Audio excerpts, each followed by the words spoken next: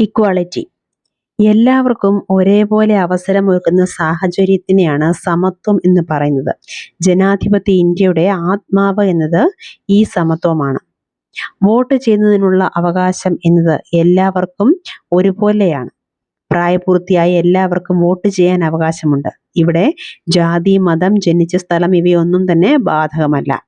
ഇന്ത്യയിൽ സമത്വം നിലവിലുണ്ടോ എന്ന് പരിശോധിച്ചാൽ സമ്പന്നർ ദരിദ്രർ എന്ന വ്യത്യാസം ഇന്നും ഒരു യാഥാർത്ഥ്യമാണ്. ജാതി വ്യവസ്ഥ ഉണ്ട്. അതുകൊണ്ട് തന്നെ ദളിത് സമൂഹത്തിന് അന്തസ്സും സമത്വവും നിഷേധിക്കുന്ന സാഹചര്യവും നിലവിലുണ്ട്. ജനാധിപത്യ ഇന്ത്യയിൽ സമത്വം എങ്ങനെയാണെന്ന് നോക്കാം. ഇന്ത്യൻ ഭരണഘടനയ്ക്ക് മുന്നിൽ എല്ലാവരും തുല്യരാണ്. എങ്കിലും തുല്യത പാലിക്കപ്പെടുന്നുണ്ട് എന്ന് ഇതിൽ നിന്നും അർത്ഥമാക്കുന്നില്ല. യൂണിവേഴ്സൽ അഡൾട്ട് ഫ്രാഞ്ചൈസിയിൽ രാഷ്ട്രീയമായ തുല്യതയാണ് പറയുന്നത്. സാമൂഹികവും സാമ്പത്തികവുമായ തുല്യതയല്ല ഇതിൽ പ്രതിപാദിക്കുന്നത്. അന്തസ്സ് അഥവാ മാന്യത എന്നത് ബഹുമാനമോ അല്ലെങ്കിൽ ബഹുമാനത്തിന് അർഹമായ ചിന്തയോ അവസ്ഥയോ ആണ്. ഒരു വ്യക്തിയുടെ അന്തസ്സ് ഹനിക്കപ്പെടുന്നത് പലപ്പോഴും അയാളുടെ ജാതിയുടെയും മതത്തിന്റെയും ലിംഗത്തിന്റെയും അടിസ്ഥാനത്തിലായിരിക്കും. പിന്നോക്കാവസ്ഥയിൽ കിടക്കുന്ന ഓരോ സമൂഹത്തിനെയും സമത്വത്തിലേക്ക് എത്തിക്കുന്നതിന് ഒന്നാമതായി നിയമം വഴിയും രണ്ടാമത് സർക്കാർ പദ്ധതികളിലൂടെയും ഗവൺമെന്റ് ഉയർത്തിക്കൊണ്ടുവരാനും ശ്രമിക്കുന്നുണ്ട്. എല്ലാ വ്യക്തിയും നിയമത്തിന് മുന്നിൽ തുല്യനാണ്.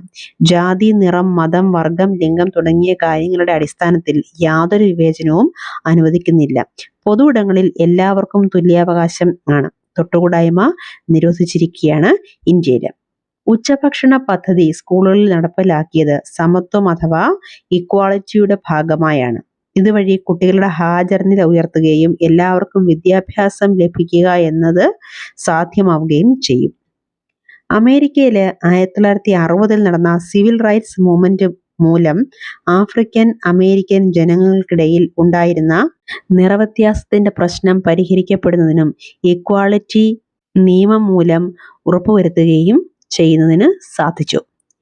ഇന്ത്യൻ ഡെമോക്രസിയുടെ ആത്മാവാണ് ഇക്വാളിറ്റി എന്ന് നമ്മൾ പറഞ്ഞു. അതിന്റെ ഭാഗമായുള്ള യൂണിവേഴ്സൽ അഡൾട്ട് ഫ്രാഞ്ചൈസി എന്ന് പറയുന്നത് ഏത് മതത്തിൽപ്പെട്ട ആളാവട്ടെ, എന്ത് വിദ്യാഭ്യാസവുമാകട്ടെ, ഏത് ജാതിയിൽപ്പെട്ടതുമാവട്ടെ, സമ്പന്നനാവട്ടെ ദരിദ്രനാവട്ടെ, ആരായാലും അയാൾക്ക് വോട്ട് ചെയ്യാൻ അവകാശമുണ്ട് എന്നാണ്.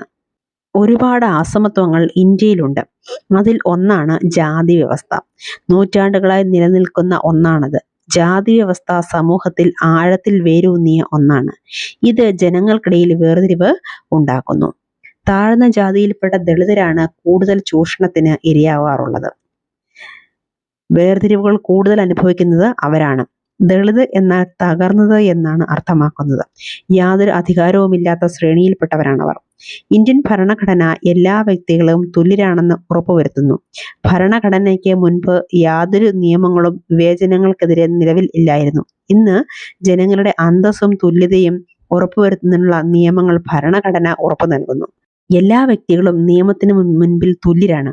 ഇത് അർത്ഥമാക്കുന്നത് ഇന്ത്യൻ പ്രസിഡന്റ് മുതൽ വീട്ടുജോലിക്ക് നിൽക്കുന്ന ആൾ വരെ അനുസരിക്കേണ്ടത് ഒരേ നിയമം തന്നെയാണ് എന്നും ജനങ്ങളെ തുല്യരായി കാണാൻ നിരവധി നിയമങ്ങൾ നിലവിലുണ്ട്. കൂടാതെ നിരവധി പദ്ധതികൾ ഗവൺമെന്റ് നടപ്പാക്കുന്നുണ്ട്. അത്തരത്തിൽ ഒന്നാണ് മിഡ് ഡേ മീൽ സ്കീം എന്ന് നേരത്തെ നമ്മൾ പറഞ്ഞിരുന്നു. ഇത്തരത്തിൽ അസമത്വങ്ങൾ ഇല്ലാതാക്കാൻ ശ്രമിക്കുന്നുണ്ട് എങ്കിലും സമ്പന്നരും ദരിദ്രരും പഠിക്കുന്ന സ്കൂളുകൾക്ക് പോലും വ്യത്യാസമുള്ളതായി നമുക്ക് കാണാം. ഇന്ത്യയിൽ മാത്രമല്ല നിരവധി രാജ്യങ്ങളിൽ ഇത്തരത്തിൽ അസമത്വത്തിന്റെ വേരുകൾ ഉണ്ട്. ഉദാഹരണം ആഫ്രോ അമേരിക്കൻ ഇഷ്യൂ നമ്മൾ പറഞ്ഞിരുന്നു. അതിൽ റോസ പാർക്സ് എന്ന ആളായിരുന്നു ഈ മൂവ്മെന്റിന്റെ നേതാവ്. സിവിൽ റൈറ്റ്സ് ആക്ട് 1964 വർഗത്തിന്റെയും മതത്തിന്റെയും ദേശീയ ഉറവിടത്തിന്റെയും അടിസ്ഥാനത്തിലുള്ള വേർതിരിവിനെ നിരോധിച്ചു. ഓരോരുത്തരും ഈക്വൽ ആണ് എന്നത് അംഗീകരിച്ചാൽ എല്ലാവരുടെയും അന്തസ്സും സംരക്ഷിക്കപ്പെടുകയും അതുവഴി സമത്വമുള്ള സമൂഹത്തെ തന്നെ കെട്ടിപ്പടുക്കുവാനും നമുക്ക് സാധിക്കുന്നു.